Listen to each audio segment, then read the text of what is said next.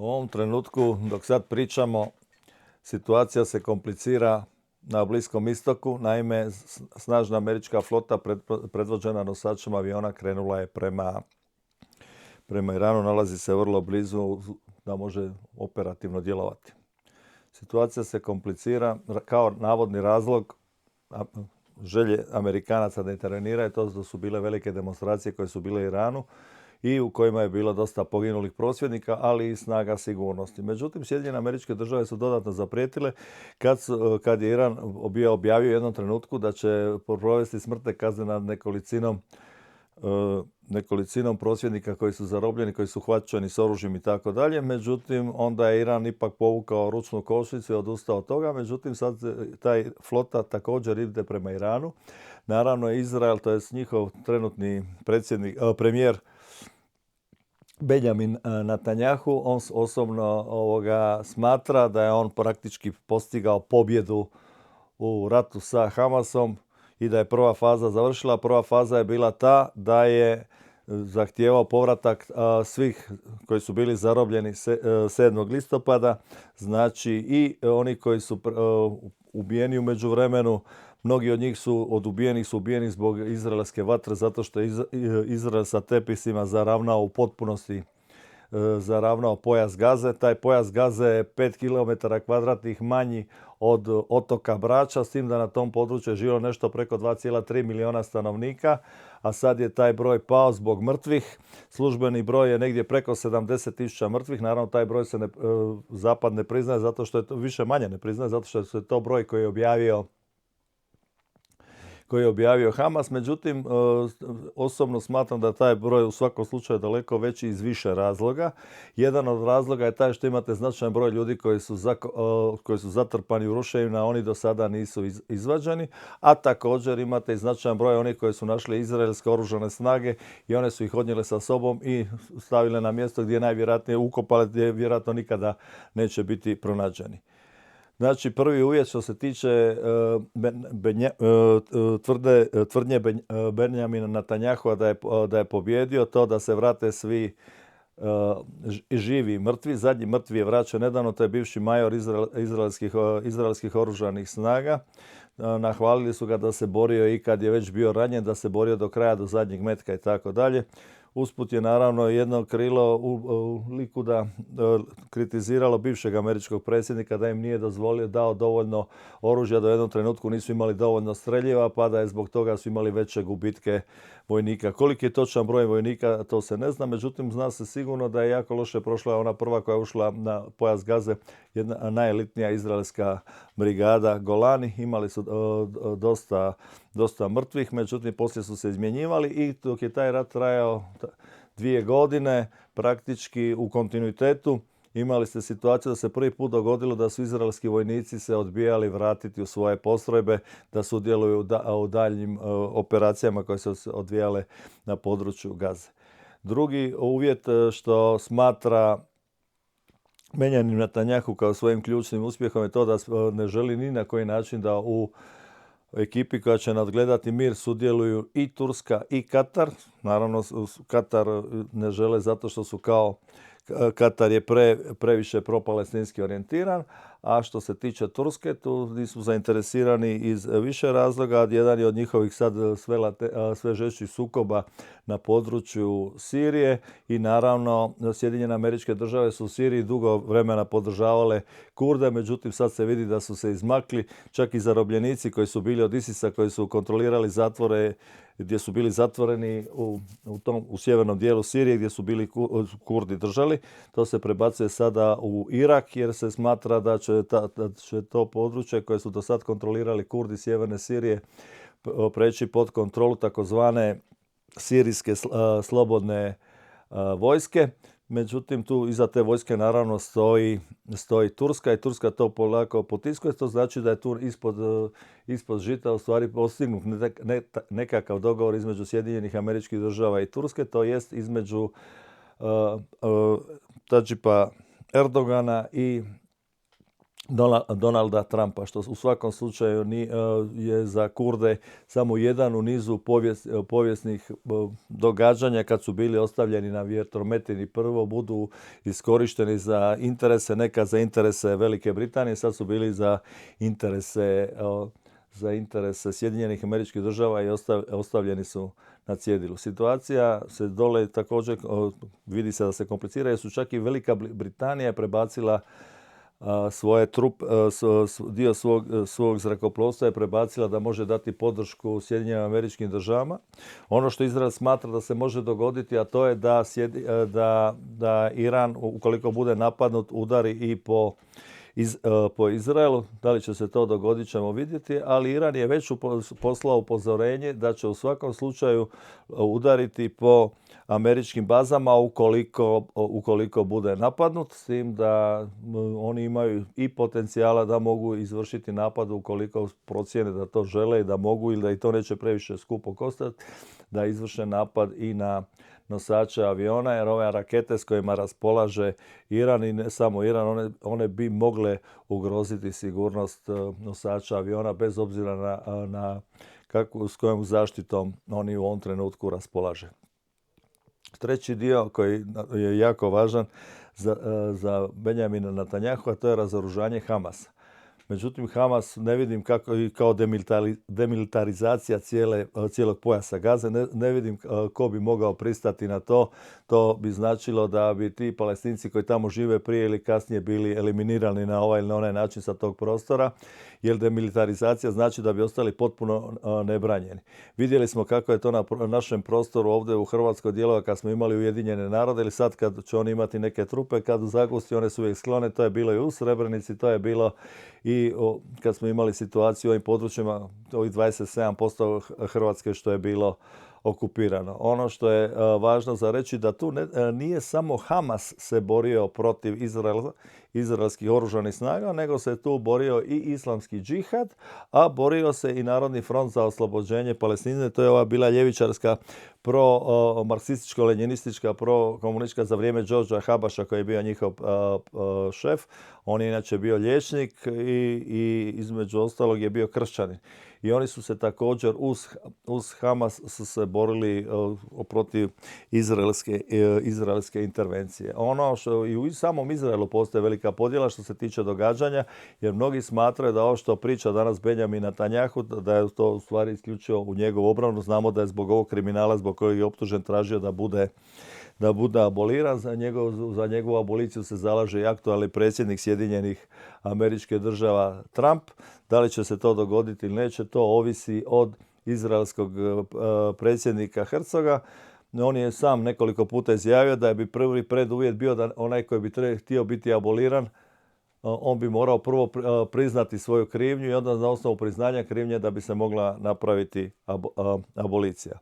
Ono također što Izrael, to je Benjamin Netanjahu konkretno, je izjavio kao zadnje njegovo da tim što će se dogoditi u Palestini i da će oni provoditi cjelokupnu sigurnosnu situaciju, znači da će oni kontrolirati sigurnosnu situaciju na području cijele Gaze, što to doduše rade i na zapadnoj obali. Na zapadnoj obali imate na stotine i stotine napada doseljenika koji napadaju starosjedioce i otimaju im zemlju, zatrpavaju im bunare sa kamenjem i sa betonom, ruše im masline i uopće taj uzgoj da nema takvog uzgoja. Inače, bez uzgoja je ostala praktički i cijela Gaza iz jednostavnog razloga što je sva bila preorana bombardiranje. I ono što je posebno naglasio kao svoj uspjeh, da kad to ostvare razoružanje Hamasa i svega što misle razoružati, provedu demilitarizaciju i provedu potpunu ovu sigurnosnu kontrolu nad pojasom Gaze, da nikakva palestinska država ne dolazi u opasnost. To pokazuje da Benjamin Netanjahu živi u trenutku danas, međutim činjenica je da se vremena mijenjaju. On to može pričati dok stoji iza njega Sjedinjene Američke Države, zato što u Sjedinjene Državama postoje IPAC. Taj IPAC financira glavninu kampanja i za Kongres, i za Senat, i za predsjednika. Na kraju sam predsjednik Trump dobio na desetke milijuna u svojoj kampanji upravo te ekipe. Međutim, svijet se mijenja, Sjedinjene Američke Države polako prestaju biti svjetski policajac, izdiže se Kina koja je vrlo teško zaustaviti, nju se eventualno može usporiti, ali se ne može zaustaviti, ona jednostavno ide ka prvom mjestu.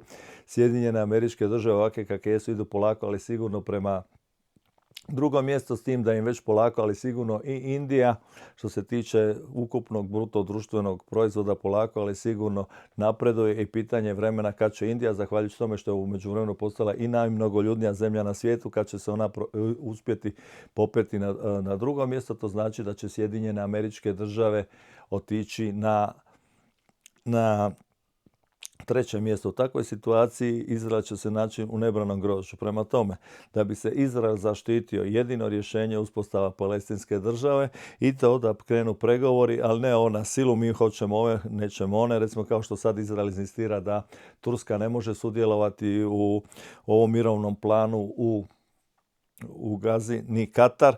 Prema tome, ne može se to, isto kao što je suludo da neko zahtijeva da jedna strana koja je bila u sukobu da se razoruža, a druga sad forsira dodatno naoružanje da im se nikada ne bi moglo dogoditi da nemaju dovoljno streljiva, nego se pokreće vlastita proizvodnja i spominju se još i Indija kao potencijalni partner i Njemačka u proizvodnji oružja kako bi što veću samodostatnost Izrael postigao.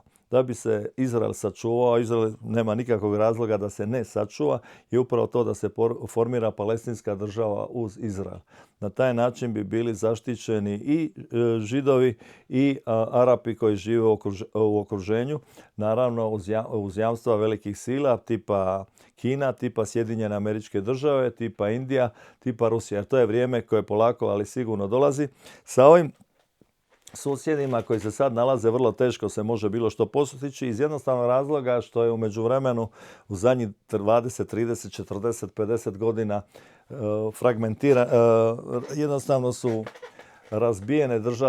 razbijene države tipa Libanon, one su fragmentirane. Fragmentirana je također i Sirija. Irak nakon rušenja Sadama Huseina također. Tamo postoje tri dio, sjever sa Kurdima, onda imate sredinu Arape Sunite, a dole imate Šite, od kojih je velika većina su Arapi, ali imate i jedan dio Perzijanaca. Naravno, na tom prostoru se može postići dodatna destabilizacija, što sam malo prije spominjao, Kurde, iz jednostavnog razloga zato što imate Kurdistan, to je narod od preko 40 milijuna ljudi koji nema svoju državu. Imate njih u Siriji živi 1,5 do 3 milijuna, zavisi kako ih obroji. U Turskoj ih imate od 14 do 20 milijuna, također kako ih obroji. Tamo je bilo čak i pregovora sa Kurdskom radničkom partijom koja je lijeve orijentacije, da oni su čak i objavili da odustaju od oružane borbe, da se idu boriti demokratskim sredstvima za prava kurdskog naroda u Turskoj, a imate i u Iraku imate između 5 i 7 milijuna Kurda koji su dobili federalnu jedinicu nakon rušenja Sadama Huseina, i ono što je zanimljivo, njima je glavni grad Erbil. Međutim, oni su čak i pokušali kao da bi išli referendum za odcjepljenje, međutim, to da postanu samostalna država, međutim, bio je velik otpor i od Sjedinjenih Američkih Država koji su ih podržali u tome. Međutim, ono što je zanimljivo, da recimo dva velika grada, Mosul i Kirkuk, nisu pripali toj kurdskoj federalnoj jedinici, nego su ostali u sastavu središnje gdje žive suniti, preko kojih je vladao, suniti Arapi, preko kojih je vladao Saddam Hussein kad je bio na vlasti. Oni su inače predstavljali i danas predstavljaju otprilike samo 20% stanovništva. Kurdi su negdje bili 17-18%, a 62-63% su bili Šiti na jugu, koji su svi više manje bili okrenuti i bliski. Gledali su na Iran, s obzirom da je Iran najveća šitska država na svijetu, i po toj vjerskoj osnovi oni su bili bliži recimo ekipi koja je bila na vlasti u Iranu nego u Iraku. Međutim, također i u Iranu imate između 7 i 9 milijuna na kompaktnom teritoriju Kurda i Kurdi bi u stvari opet mogli biti upotrebljeni kao neko ko će se pokušati boriti za svoju državu i kad odrade interese za one koji su pokrenuli na tu pobunu, oni koji su se pokrenuli kao što se sad polako ali sigurno izmiču Sjedinjene Američke Države, isto tako bi se moglo dogoditi a to se već i dogodilo prije ovoga, kad su Britanci ih pozvali da dignu ustanak protiv Sadama Huseina, poslije se Velika Britanija povukla i onda su na kraju na Kurde se bacao plin. Taj plin je, gle slučajnosti, preko Svjetske banke za poljoprivredu došli su helikopteri Belovi koji su slučajno imali sve pripremljeno za bacanje plina, samo je trebalo ove ventile promijeniti da se može bacati plin za trovanje ljudi. To se dogodilo, a dolazak tog plina pomogle su razne strukture iz Velike Britanije. Bilo je poslije kroz literaturu i kroz informacije podmetanja odakle su helikopteri, odakle je plin. Međutim, to se u međuvremenu sve razjasnilo i Kurdi se nalaze u prilično jednoj nezavidnoj situaciji, s obzirom da Turska, ona je inače i dok su Amerikanci još žestoko podržavali Turke, krenula u ofenzivne akcije na sirijskom teritoriju kako bi razdijelila to što su Kurdi bili preuzeli kontrolu. Kad je počeo takozvani građanski rat u Siriji, onda su oni to počeli da ih razdvoje, što im je jednim dijelom i uspjelo, unatoč tome što su Sjedinjene Američke Države pokušavale zaustaviti taj sukob. Međutim, Kurdi su dole žestoko bili, jednostavno su bili prisiljeni na povlačenje jer nisu imali opreme da bi mogli zadržati položaje koje su do tada držali. Inače, kad je kad je ISIL srušen s vlasti, glavninu toga su odradili Kurdi i Kurdi su držali jako velik broj zarobljenika, naravno za američku suglasnost. Međutim, sad kako se lagano Amerikanci izmiču od Kurda, ti zarobljenici ISIL-a se prebacuju u Irak jer će tamo biti sigurnija situacija. Što se tiče sukoba Irana to jest napada Sjedinjenih Američkih Država na Iran, to bi moglo žestoko poremetiti odnose u tom dijelu. Ono što Izrael također u tom trenutku će sigurno ugrožavati Hezbollah, koji će se sigurno uključiti u to, iako je on odličnim akcijama izraelske obavještajne službe bio praktički oblizglavljen. To je jedan element, a drugi element je taj što padom Bašara al-Asada oni su izgubili kopnenu vezu između da imaju stalno snabdijevanje kopnenim putem iz Irana preko Sirije do Libanona. Međutim, sigurno ukoliko do ovog sukoba dođe da će se sve frakcije koje su vezane na Teheran, da će se pokušati, uključujući i Hute iz Jemena, koji će se pokušati uključiti da dadu kakvu takvu podršku Iranu. Inače, i Saudijska Arabija, koja nije tradicionalno u dobrim odnosima sa Iranom, ona je također naglasila kroz medije i direktni kontakt između prestolonasljednika princa i predsjednika Irana, da Saudijska Arabija neće dozvoliti uporabu njihovog zračnog prostora, njihovog teritorija za napad na Iran. U Iranu su bile inače jako velike demonstracije, međutim sve velike demonstracije, pa tako i te, su potaknute od raznih, naravno kad su se stvorili uvjeti od raznih obavještajnih struktura koje se tamo nalaze. Međutim,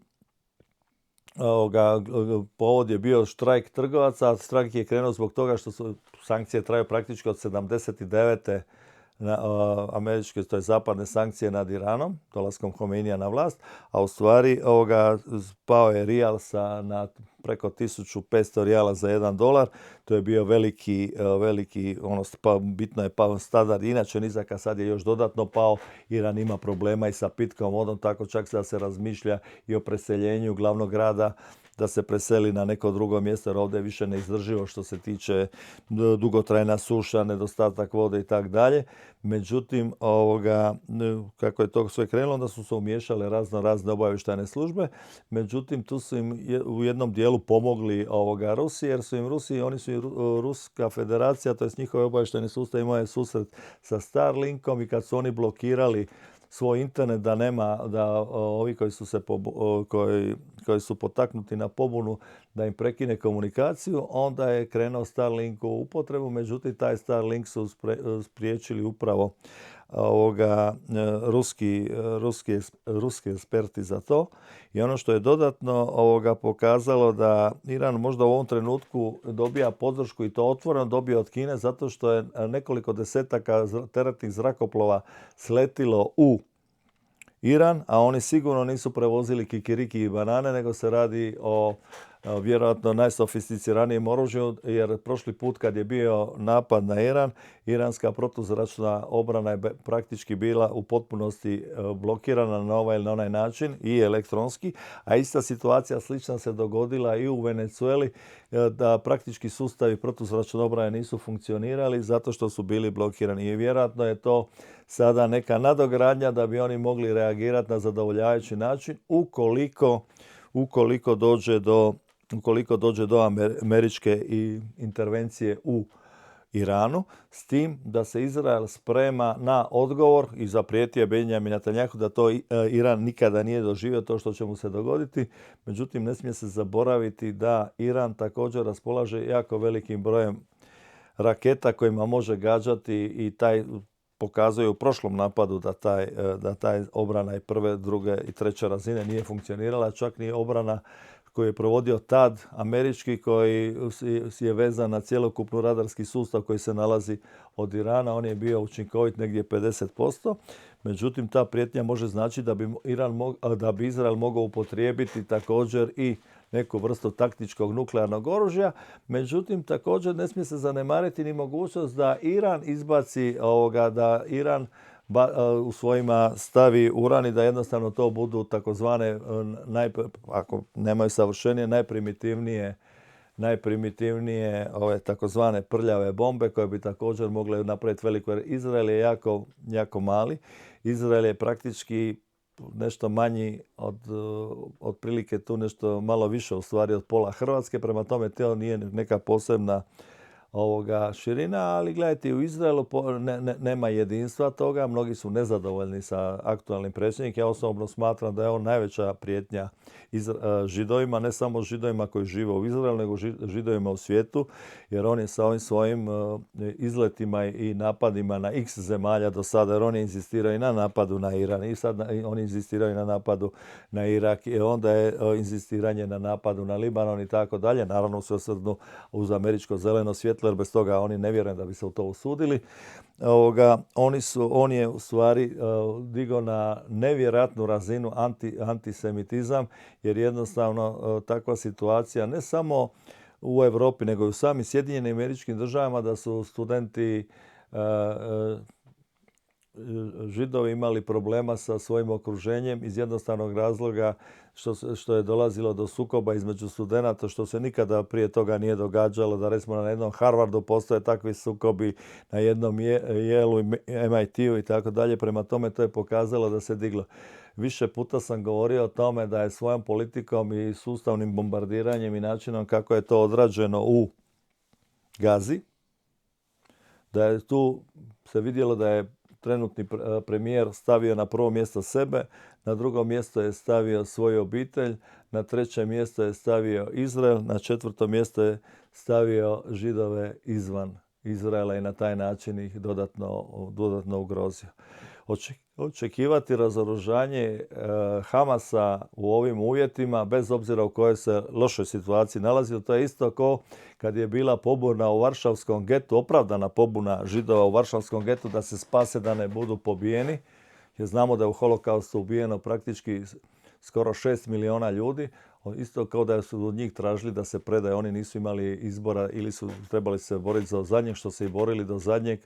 Nažalost, okruženje njihovo im nije pomoglo. Znači, poljska vojska i ova koja je bila kao za vladu koja je bila u Londonu, a kao i ova koja je bila vezana na komunističku partiju, to jest na Rusa u to vrijeme, nisu im pomogli, ostali su sami, međutim borili su se do zadnjega i to je jedna od najvećih, prvi put da su Židovi uzeli oružje, praktički na takav način uzeli oružje u ruke i branili se do zadnjega, nažalost to im nije pošlo za rukom. Ono što se očekuje inače da će u ovom trenutku nas doći do određenog mira i tako dalje, to je jednostavno iluzorno očekivati zato što se sa oružjem zveska na svim stranama. Imate američkog predsjednika koji traži Grenland na ovaj ili na onaj način, međutim Europa se tome nažalost ne može suprotstaviti u oružanom smislu. Europa može učiniti jedan veliki potez koji bi ozbiljno zaljuljao Sjedinjene Američke Države, a to bi bilo da naftu odluči da više neće prodavati u dolaru, nego da će Europa i plin i naftu koju nabavlja, bez opskrbe od kud nabavlja, da će plaćati u eurima ili u nekoj drugoj nacionalnoj valuti, ali da neće plaćati u dolaru. Na taj način bi preko noći praktički 20%, jer euro kontrolira 20% rezervne valute u svijetu, euro bi na taj način ozbiljno pogurao Sjedinjene Američke Države da im petrodolar prestane biti osigurač, to jest rezervna svjetska valuta u smislu preko koje većinu njihovih troškova plaćaju druge zemlje, jer njihove obveznice koje su izdavali i tako dalje. Prema tome, to je jedna potez koje Europa bi mogla povući, međutim problem je kod Europe što će vrlo teško doći do dogovora. Mislim, NATO na ovaj način na koji je funkcionirao do sada, to vrijeme mu je lagano isteklo. Europa bi trebala imati svoju, ako ima namjeru preživjeti, trebala bi imati svoju vojsku, ali prije toga trebala bi prvo imati svog ministra financija, ali ne da bude talentirana, recimo kao što je to recimo van der Leyen ili Kaja Kallas i slični ti kadrovi oktroirani koji se tu ne snalaze. Prema tome, trebala je prvo imati ministra financija, a nakon toga bi trebala imati svog ministra policije koji će biti zadužen za osiguranje granica, a nakon toga bi trebala imati svog ministra obrane i to bi bila jedna okosnica, jače povezivanje, neki oblik konfederalnog jačeg povezivanja. Međutim, tu će sigurno biti veliki problema. Evo, recimo, gledajte, Hrvatska je jedina uvela ovo 2.0 takozvano plaćanje računa. To niko drugi u Europi nije uzeo. Mislim, Hrvatska je jedna nesretna to morala uzeti zato što se hrvatska ekipa na vlasti dodvorava, ali ne bi li dobila kakvu funkciju u Europskoj uniji. To što se Hrvatska uništava nije važno, bitno da se nešto spremi u džep. A isto tako imate situaciju, recimo sad kad se vidjelo što se dogodilo s Hrvatskom sa uvođenjem eura, da je poljski ministar financija rekao da Poljska neće uvesti, a to je ozbiljna nacija, to je nacija koja je praktički sustigla Japan u bruto društvenom proizvodu po glavi stanovnika, da to neće uvesti jer su vidjeli koje je to pošast izvelo u Republici Hrvatskoj. A u Republici Hrvatskoj je to napravljeno na način da je praktički se dogodilo da je nekad je bilo 7,5 kuna za 1 euro, a sad je to otprilike došlo na nekih 70-75%, znači sve je maksimalno poskupjelo što se tiče inflacije i tako dalje. Hrvatska se poziva na to da ima rast, međutim Hrvatska ima rast od potrošnje, a nema Hrvatska rast od proizvodnje. Također se premijer hvali kako je 5 milijardi uzeo od banaka, kako je uzeo 5 milijardi dobio od Europske unije, a istovremeno su nam banke koje u pravilu, osim Hrvatske poštanske banke, nisu u vlasništvu Republike Hrvatske, iznijele su nam vani 5 milijardi eura. Ono što bi se trebalo dogoditi je to, po meni, da Hrvatska u perspektivi mora se okrenuti sama sebi. Smatram da je veliki promašaj to što je uvedena kuna. To je apsolutni promašaj. I ono što je još važnije, Hrvatska podhitno treba krenuti sa vlastitom proizvodnjom hrane. Jer u bilo kakvim intervenjima mi nećemo moći se snabdijevati hranom, jer će svaka nacija koja ima dovoljne količine hrane to zadržati za sebe ukoliko dođe do ratnih sukoba. Prema tome, a što da trošiti vrijeme na hrvatsku vojsku, hrvatske obrambene snage, to je stvarno iluzorno jer mi smo jednostavno zaostali što se tiče cijelog koncepta u 20. stoljeću. Hrvatska, nažalost, nikada nije donijela strategiju nacionalne sigurnosti iz koje bi se derivirala strategija nacionalne obrane i iz te nacionalne obrane bi se onda deriviralo što mi trebamo imati od obrane. Hrvatska kupuje tenkove, kupuje avione za koje navodno nešto baš ne štima sa naoružanjem. Onda se pozivamo na ljubav sa Francuzima, onda isti ti Francuzi bolje avione prodaju našim susjedima koji nisu u NATO, a Hrvatska je gle slučajnosti u NATO. Prema tome moramo se okrenuti sebi ukoliko želimo preživjeti. A jedan od ključnih poteza bi bio to da se s povećanjem plaća stanovništvu, da se spriječi daljnje odseljavanje i mladih i obrazovanih iz Republike Hrvatske, a da se istovremeno jednim dijelom pokuša zaustaviti uvoz radne snage, jer mislim da ta radna snaga dolazi u proizvodnju, međutim ta radna snaga dolazi isključivo više manje u dostavu i u građevinu, a to Hrvatska sigurno može riješiti na neki bolji način, a to je povećanje plaća domaćem stanovništvu i na taj način spriječiti izvoz hrvatske snage, jer mi izvozimo školovane, a uvozimo više manje polupismene koji se bave s onim poslovima koji se možda naši ljudi ne žele baviti, ali bavili bi se sigurno ako bi za to bili daleko bolje plaćeni.